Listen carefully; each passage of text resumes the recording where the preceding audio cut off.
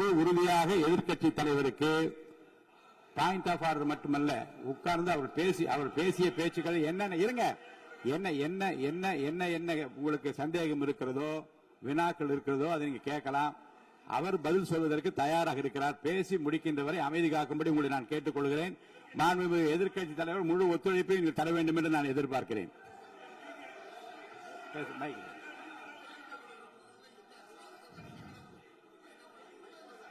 Mic கொடுங்க.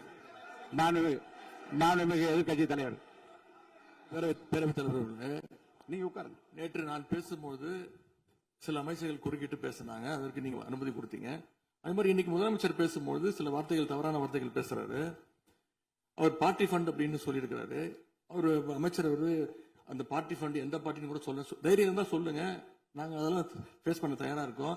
எதையும் ஆதாரத்தோடு எதையும் பேசுங்க. நீங்க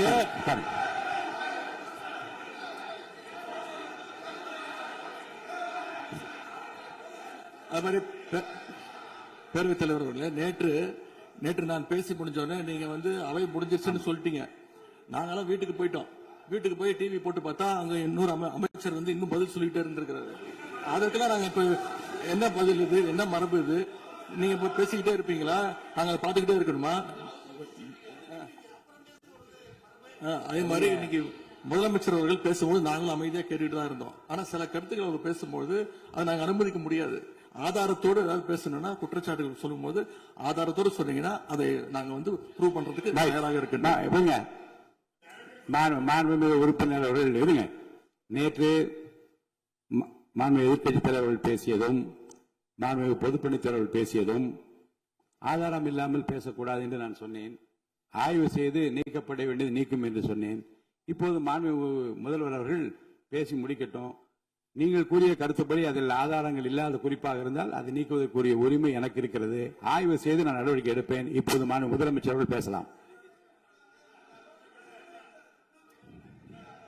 இந்த டாஸ்மாக் மாதிரியே பல டிபார்ட்மெண்ட்லயும், மறுபடியும் சொல்றேன், கட்சி நிதின்ற பேர்ல அடிச்ச கொள்ளைய ஒன்னா கவர்மெண்டோட கஜானாக்குள்ளேயே கொண்டு சேர்த்துக்கிட்டே இருக்கிறாங்க. இப்பவும் சொல்றேன், மக்கள் பணத்திலிருந்து ஒரு பைசா கூட தொடமாட்டோம், தொடவும் விடமாட்டோம், தொட்டா விடமாட்டோம், இதுக்கு முன்னாடி தொட்டவங்களையும் விடமாட்டோம்.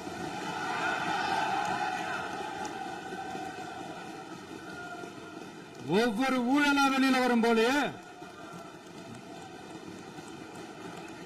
ஒவ்வொரு வேஷமா கலைஞ்சிரும் போலயே இங்க இருக்கிற நிறைய பேரு நடுங்கி போய் இதுல நம்ம மேல அவதூறு வேற. இப்ப புதுசா ஒரு வெப்பன் ஒண்ணு கொண்டு வந்திருக்காங்க. அது என்ன தெரியுமா? அவங்க தயவால தான் நம்ம ஆட்சி நடக்குதான். மக்கள் தயவால இந்த ஆட்சி நடந்துகிட்டு இருக்கு.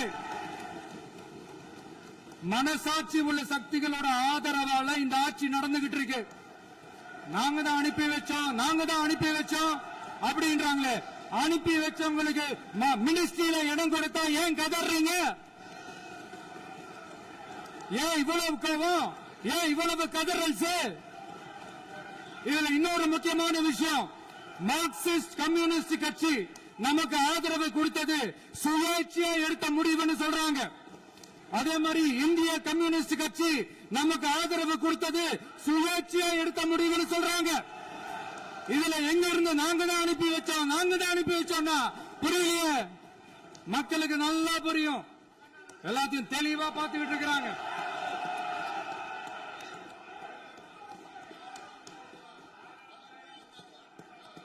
முதலமைச்சர் கண்டிப்பா பண்ணலாம்.